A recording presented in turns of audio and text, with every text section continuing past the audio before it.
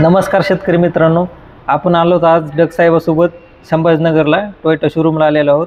तर डगसाहेबांनी सांगितलं होतं की 7 तारखेला सूर्यदर्शन होईल. त्याचप्रमाणे आज 7 सप्टेंबर आहे 2025. त्याप्रमाणे आज सूर्यदर्शन झालेलं आहे. तसं सूर्यदर्शन झालेलं आहे, पण डगसाहेबाला विचारायचं आहे आपल्याला की आता समोर पाऊस राहणार आहे का नाही सूर्यदर्शन असताना. नमस्कार, मी पंजाब डक. आज आहे 7 सप्टेंबर 2025. तर सुरुवातीला राज्यातल्या शेतकऱ्याला सांगितलं की आपण 7 सप्टेंबरला चांगलं सूर्यदर्शन होईल. तर सूर्यदर्शन राज्यात ठिकठिकाणी झालं, पण हे 7 सप्टेंबरला सूर्यदर्शन असताना देखील राज्यात काही जिल्ह्यामध्ये पाऊस राहणार आहे. म्हणून हे सर्वप्रथम शेतकऱ्यांनी लक्षात घ्यायचं.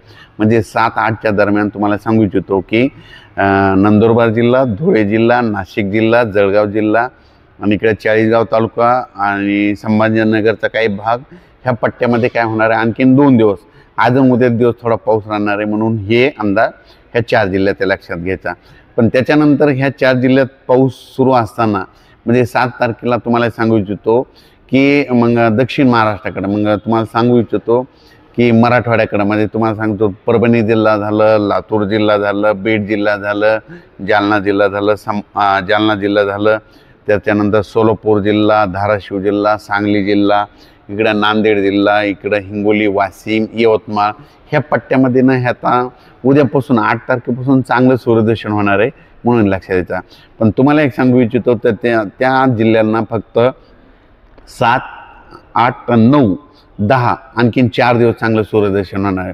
पण तुम्हाला सांगू इच्छितो की मग नंतर काय होणार आहे, आपलं उत्तर महाराष्ट्रातला पाऊस कमी होणार आहे. उत्तर महाराष्ट्रातला पाऊस कधी कमी होणार आहे, 9 तारखेपासून आपलं नाशिक जिल्हा, धुळे जिल्हा, नंदुरबार जिल्हा, मुंबई, त्याच्यानंतर इगतपुरी, जळगाव ह्या 4-5 जिल्ह्याला काय होणार आहे 9 तारखेपासून म्हणजे किती 9, 10, 11, 12 तारखेपर्यंत चांगलं सूर्यदर्शन होणार आहे. म्हणून त्या शेतकऱ्यांनी शेतीचे कामं करून घ्यावे. पण त्याच्या व्यतिरिक्त काय होणार आहे, उत्तर महाराष्ट्राकडे सूर्यदर्शन होत असताना देखील महाराष्ट्रामध्ये पाऊस सुरू होणार आहे 10 जिल्ह्यामध्ये. तर मग त्या 10 जिल्हे कोणते तुम्ही ते लक्षात घ्या. तर तुम्हाला सांगतो की 11 सप्टेंबर, 12 आणि 13च्या दरम्यान लातूर जिल्हा, बीड जिल्हा, धाराशिव जिल्हा, सोलापूर जिल्हा, सांगली जिल्हा, बीड जिल्हा, त्याच्यानंतर दौंड, पुणे, त्याच्यानंतर नांदेड, हिंगोली ह्या पट्ट्यामध्ये मात्र 11, 12, 13च्या दरम्यान जोराचा पाऊस सुरू होणार आहे. म्हणून हे अंदाज लक्षात घ्या. त्या 10 जिल्ह्यामध्ये मात्र 11 तारखेला पाऊस सुरू होणार आहे. म्हणून हे अंदाज खास करून शेतकऱ्यांना लक्षात द्यायचा. त्याच्यानंतर विदर्भात सांगायचं झालं तर विदर्भामध्ये उद्या 9, 10, 11च्या दरम्यान चांगलं सूर्यदर्शन विदर्भातल्या शेतकऱ्याला भेटणार आहे. म्हणून विदर्भातल्या शेतकऱ्यांनी देखील 12 तारखेपर्यंत तुम्ही शेतीचे कामे करून घ्यायला तुम्हाला वेळ आहे. मग त्याच्यानंतर तुम्हाला सांगू इच्छितो की राज्यात मग परत आणखीन पाऊस कधी येणार. तर खरं तर आता हे परतीचा पाऊस ना 13 तारखेपासून सगळ्या राज्यामध्ये पडणार सुरू होणार आहे. पण त्या अगोदर 11 तारखेलाच मात्र सांगली, सातारा, सोलापूर, लातूर, बीड, धाराशिव, अहिल्यानगर, परभणी, नांदेड, हिंगोली, वाशिम, यवतमाळ ह्या पट्ट्यामध्ये मात्र 11 तारखेला पाऊस सुरू होणार आहे. म्हणून हा अंदाज लक्षात घ्यायचा. पण परतीचा पाऊसाचं एक विशेष असतं आहे की ज्या जिल्ह्यामध्ये अद्यापही पाऊस पडलेला नाही त्याच जिल्ह्यात मात्र परतीचा पाऊस जोरानं पडतो. म्हणून हे लक्षात घ्यायचं. तसेच सर तुम्ही सांगितल्याप्रमाणे सूर्यदर्शन झालेलं आहे, पण काही जिल्ह्यामध्ये अजून बी पावसाचं पाहिजे तसा झालेला नाही. जसे की धुळे जिल्ह्यात काही पट्टा, नगर जिल्ह्यात काही पट्टा त्याच्यात अजून पाहिजे तसा पाऊस झालेला नाही. त्या ठिकाणी पाऊस कसा होईल और कधी होईल. तर धुळे जिल्ह्यात तर काल देखील आज मी बघितलं तर रात्रीच्याला खूप ठिकाण झालं. पण आता राहिलेला पाऊस ह्या परतीच्यामध्ये कव्हर होईल. पण त्याच्यामध्ये अहिल्यानगरमध्ये काय सांगतो की नेवाशामध्ये ते एक लाडजवळगाव आहे, टाकळी ढोकेश्वर आहे, बेलपिंपळगाव आहे, श्रीरामपूर आहे, असे बरेच आहे, शिर्डी ह्या पट्ट्यात मात्र न परतीचा पाऊस यांना झोडपूनच काढणार आहे. आणि त्याच्यानंतर जालना जिल्ह्यामध्ये एक रोहिलागड म्हणून एक आहे, तिथे एक काय होतं अवर्षणग्रस्त म्हणजे तिथं पाऊसच पडत नाही पावसाळ्यात. तर त्या रोहिलागडच्या त्या जाळ्यात देखील ना ह्या परतीच्या पावसात पाणी येणार आहे. म्हणून घनसावंगी आंबड तालुक्यातल्या शेतकऱ्यांनी त्या ठिकाणचा अंदाज लक्षात घ्यायचा. म्हणजे सांगायचं झालं तर परतीचा पाऊस अद्यापही ज्या गावाला पडलेला नाही त्या ठिकाणी माझा परतीचा पाऊस पडणार आहे. तसंच कर्नाटकविषयी काय सांगता सर?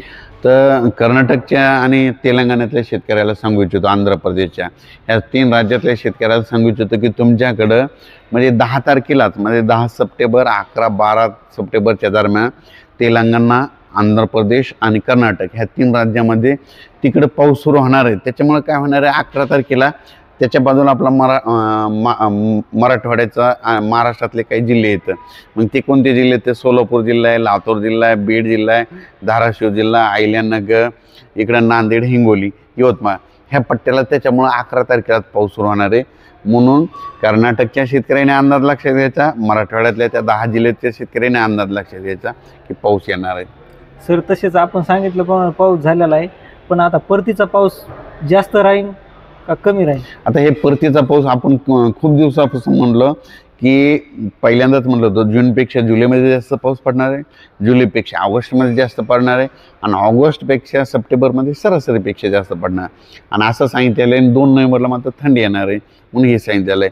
आता हे जे 17 सप्टेंबर म्हणजे 13 सप्टेंबर ते 18च्या दरम्यान राज्यात सगळीकडे पाऊस व्यापून जाईल, म्हणजे सगळ्या गावामध्ये पडून जाईल. म्हणजे 11 ते 20च्या दरम्यानचा पाऊस म्हणजे सगळ्या महाराष्ट्रामध्ये जे 42,000 गाव आहेत तिथं सगळीकडे पडून जाईल. पण त्याच्या व्यतिरिक्त तुम्हाला सांगू इच्छितो की 25 सप्टेंबर, 26, 27, 28, 29 दरम्यान एकदा परत पाऊस येणार आहे राज्यात. त्याच्यानंतर 10, 11, 12 ऑक्टोबरला देखील पाऊस येणार आहे. म्हणून हे देखील सर्व शेतकऱ्यांनी ह्या तारखा लक्षात घ्यावा. आणि आपण आपलं सोयाबीन कसं वेळेवर काढायचं ते तर तुम्हाला सांगणारच आहे, कोणत्या दिवशी सूर्यदर्शन राहणार आहे. सोयाबीन काढताना शेतकऱ्याला कोणी सांगत नाही. तुम्हाला एक सांगू देतो काय करायचं. सध्या पाऊस चालूच राहणार आहे.